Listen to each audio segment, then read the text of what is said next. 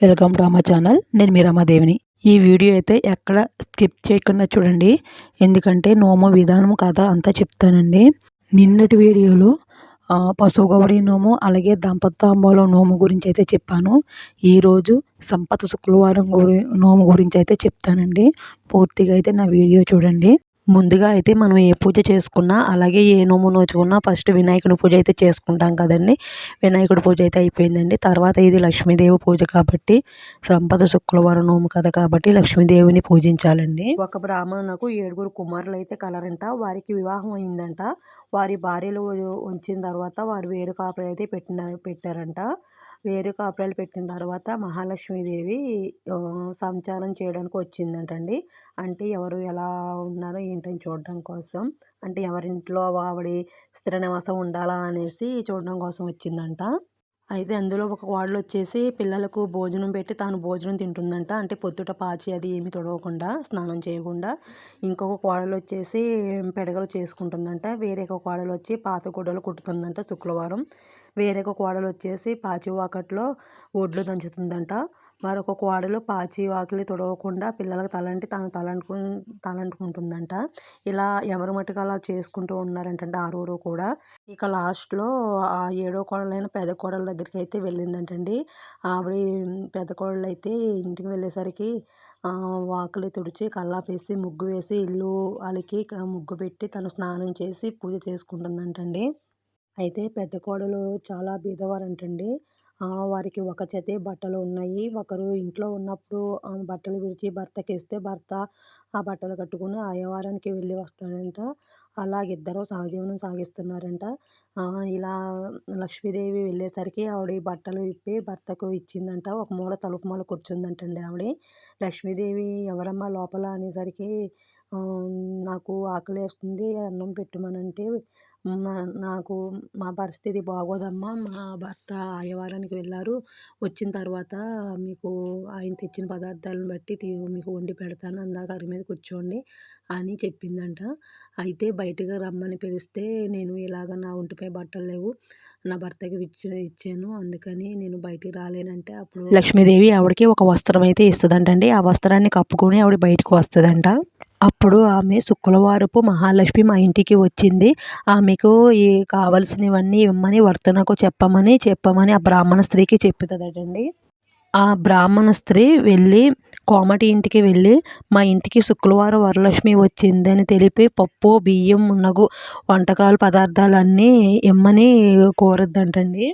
అలా కోరగా కోమటి తనకు కావాల్సినవన్నీ ఇస్తాడంట. తర్వాత ఆమె ఇట్లే చెప్పి తెలిగలవాని ఇంటి దగ్గరకు కూడా తెలగపిండిని, నూనె ఇంకా కంచలవాడి దగ్గరికి వెళ్ళి పాత్ర సామాగ్రిని అలా అన్నీ తనకు కావాల్సిన బట్టలు అన్నీ ఇలాగే తెచ్చుకుంటుందంటండి. అలా తెచ్చుకుని పిండి వంటలతో పంచభక్త పరమాన్నాలతో శుక్రవారం మహాలక్ష్మికి భోజనం పెడుతుందంటండి. అంతలో ఆమె భర్త అయ్యవారానికి వెళ్ళి ఎడమూట పెడమూట పట్టుకుని సంతోషంగా ఇంటికి వస్తాడట. ఆ రోజు అతనికి తృప్తికరంగా అయ్యవారము దొరికింది.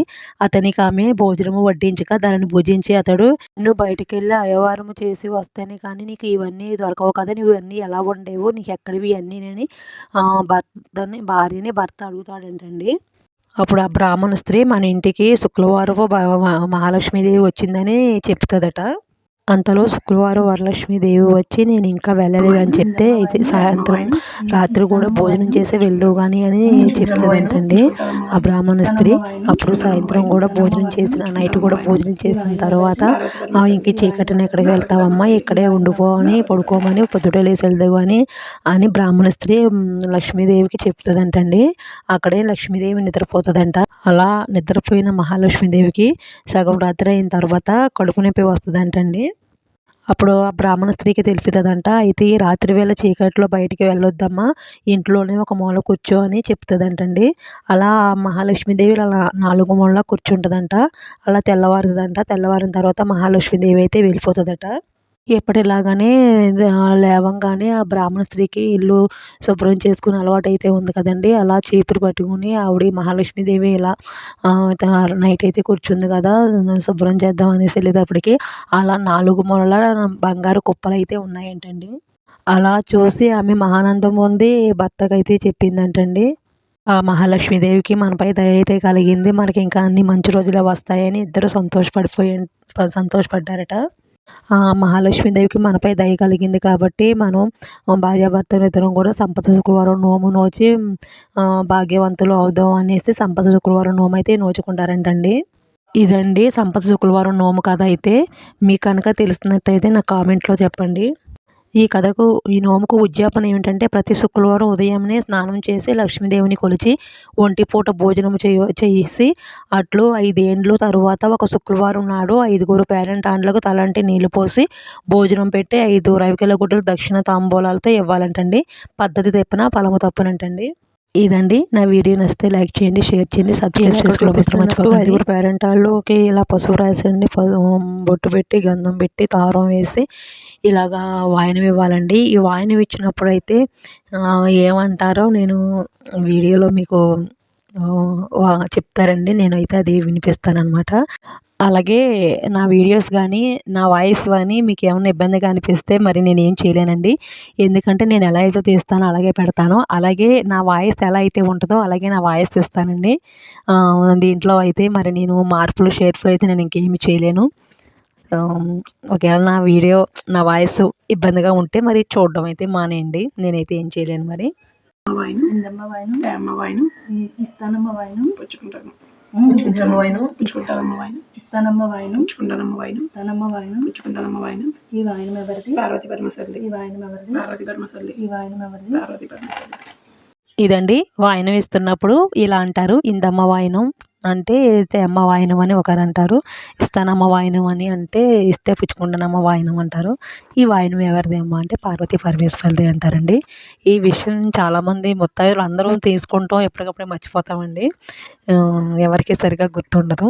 సరే ఇదండి ఈ సంపద శుక్రవారం నోము కథ విధానం అయితే. నా వీడియో నచ్చితే లైక్ చేయండి, షేర్ చేయండి, సబ్స్క్రైబ్ చేసుకోవడం మాత్రం మర్చిపోకండి. ఉంటానండి మరి. నెక్స్ట్ వీడియోలో మళ్ళీ కలుద్దాం.